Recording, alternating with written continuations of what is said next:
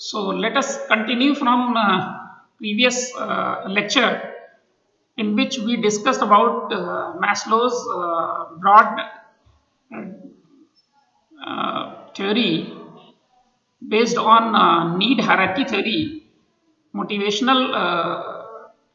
Basically, Maslow's contribution to motivational theory is fundamental, development, because Maslow initiated this broad area of classification of theories, which one of the you know direction was given as need-based theories, whereas another base classification is process-based theories.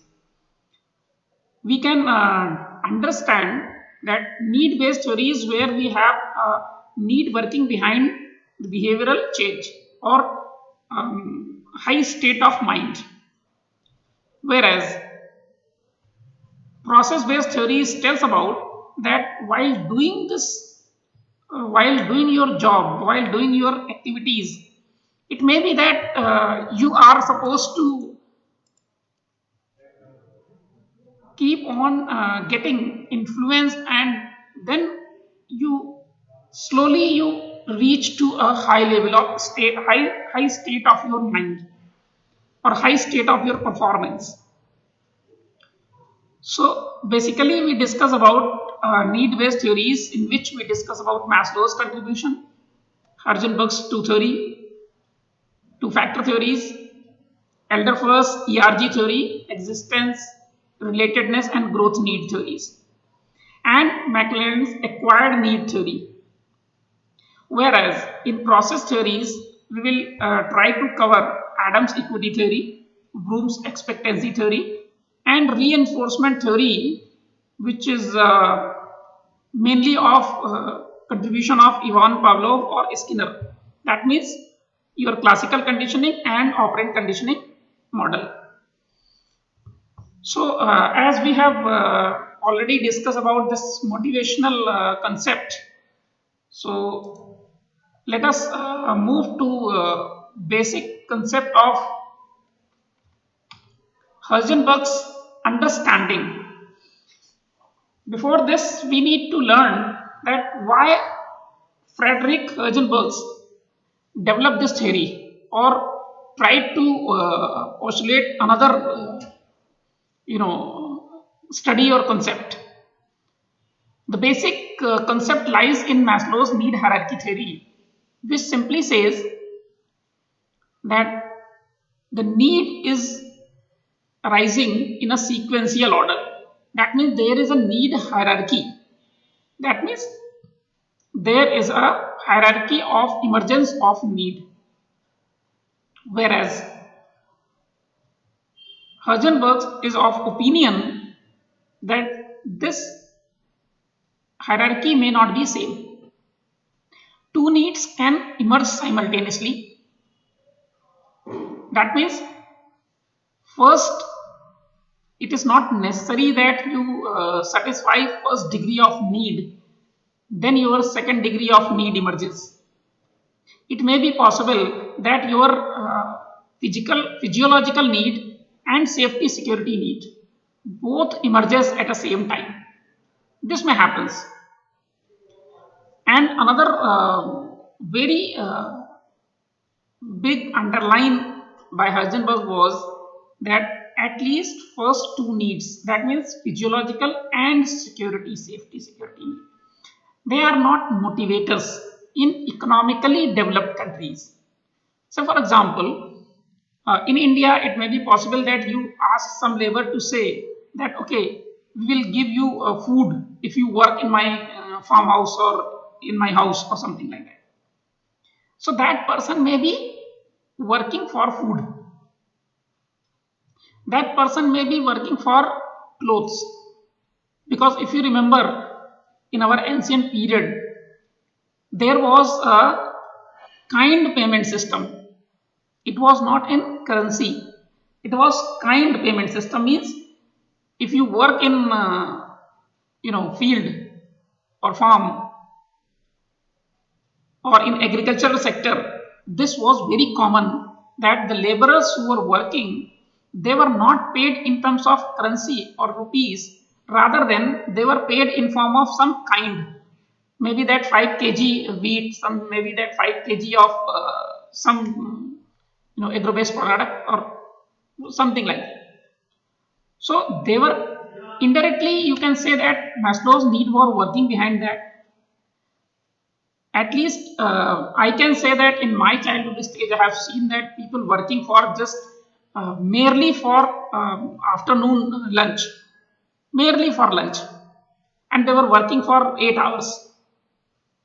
So this happens in developing countries, underdeveloped countries like African countries, or maybe to some part of Indian countries, Pakistan, Sri Lanka, or Bangladesh, like that, because these are considered to be developing countries.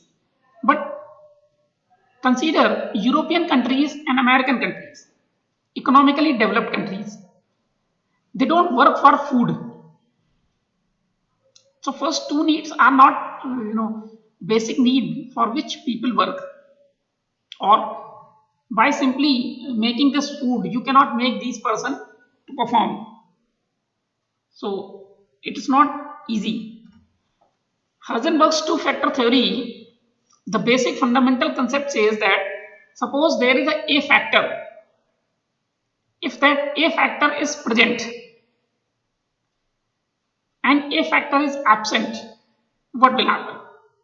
Maslow says that if you will give food, person will be motivated. If you will not give food, person will be demotivated or dissatisfied. Right? But Heisenberg says that it is not every time happens. Say for example, if you say that salary is a motivational factor, if you consider, so it simply means that every person who gets salary will perform. So every month when teacher gets salary on first of month, so the motivational level is high, and if you do not give salary, motivational level is low. But this way you can understand that if salary motivates people, then every teacher must come to class, they must take class. But even after getting salary, they are not motivated. So salary is not basically a B factor. The presence of salary only maintains a person. That if you give salary, the people are maintained. But if you do not give salary, they are dissatisfied, they are demotivated, and this will directly lead people to demotivate. But if you give salary, it may not motivate them. So point is that if A factor is salary, then this A factor is not a motivator. A factor is just a motivation maintenance factor. Maintenance factor. Take another example. If there is a B factor which when present motivates you, and if not present maintains you. Say for example, if class representative is given recognition in annual function or somewhere and awarded a certificate by honorable vice chancellor, then this will motivate people. That means if recognition is given, if recognition factor is present, then people will feel motivated. But if CR is not recognized, so it does not dissatisfy or demotivate, it simply maintains you. Simply maintains you. So recognition is a factor which can be considered as a motivational factor, because it is not necessary that presence of factor motivates, so absence of factor will demotivate. It is not necessary. The absence of factor simply maintains you.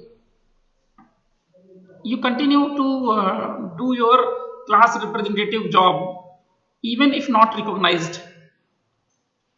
So it is very simple to understand that there is a maintenance in between the demotivation and motivation. And this is the base of Heisenberg's theory. That Heisenberg says that a factor which motivates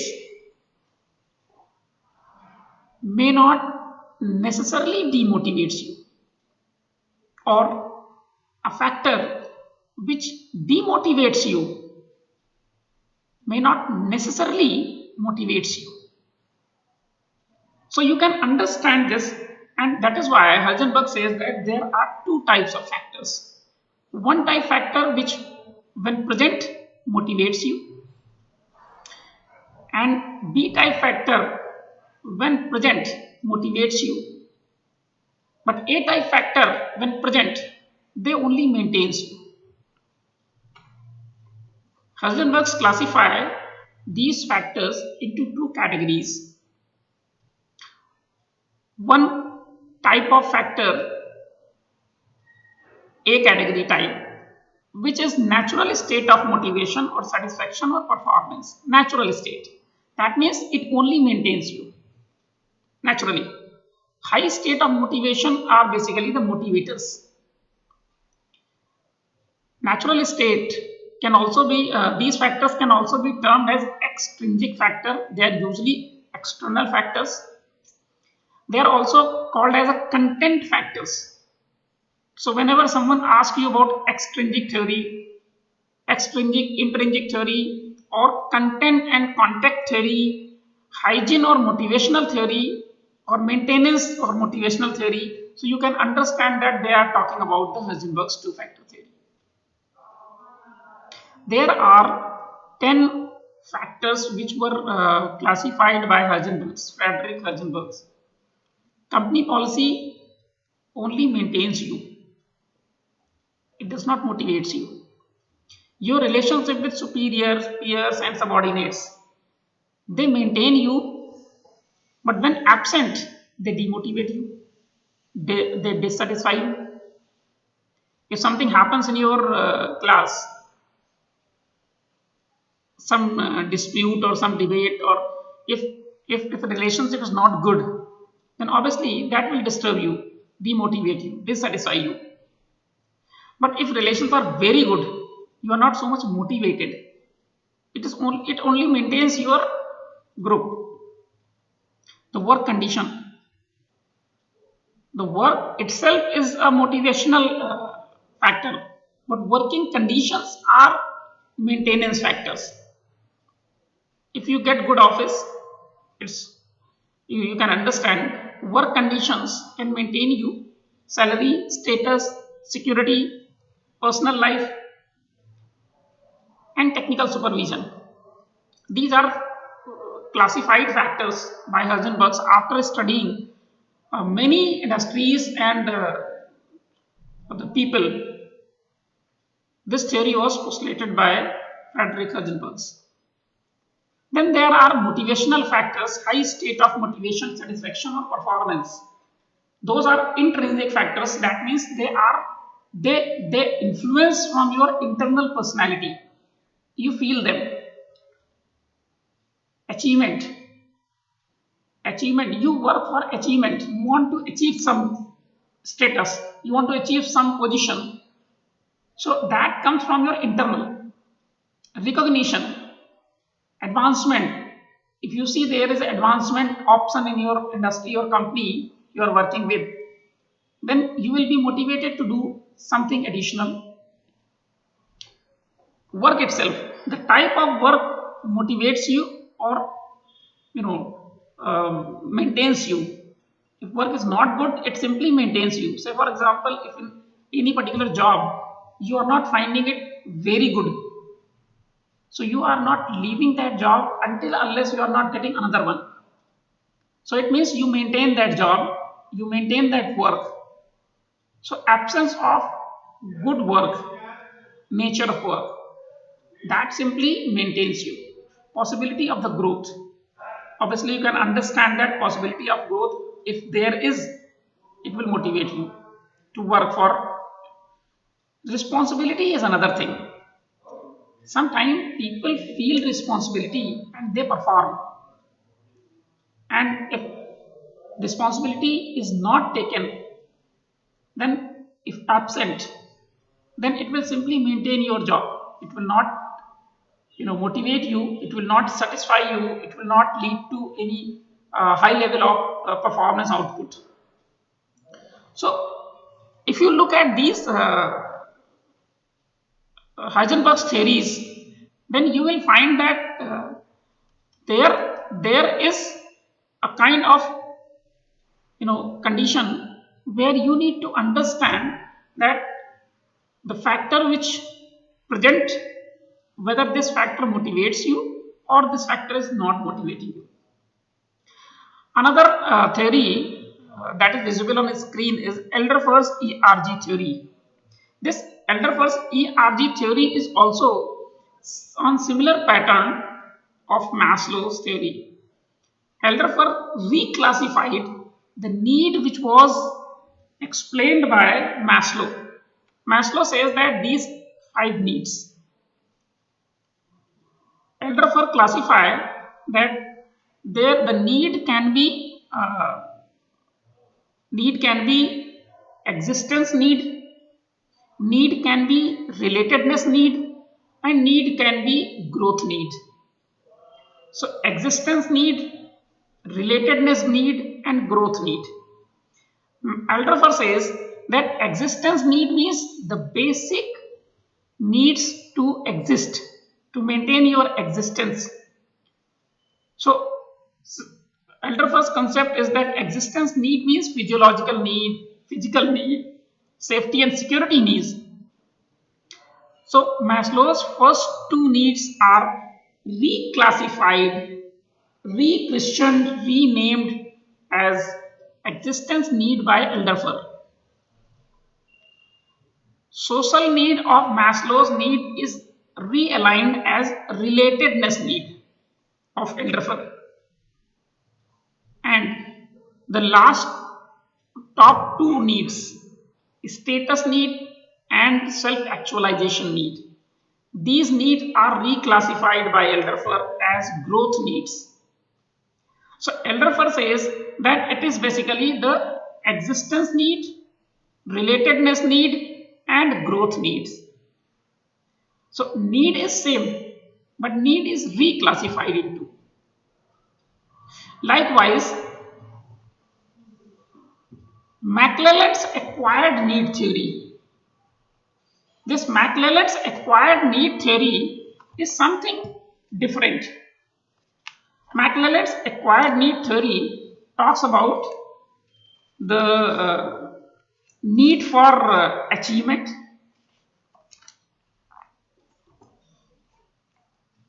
See, McClelland's acquired need theory talks about the need for achievement, need for advancement. See, for example, when we talk about McClelland's need, you can pair all these 4 needs and compare based on the Maslow's need hierarchy theory. Like if we talk about that, what are the basically Alderfer's need. So first, these needs can be classified as the existence need, then relatedness need, then growth needs. And this existence, relatedness, and growth needs, they are somehow different in nature, and the needs can be different, whereas this classification of McClelland's is different. Like you talk about that acquired need for achievement. So if you talk about need for achievement, obviously top needs of Maslow's theory, they talks about this need for achievement, need for advancement, need for power. So there may be some people who want to have a power. There are certain types of needs of human being which can be for advancement.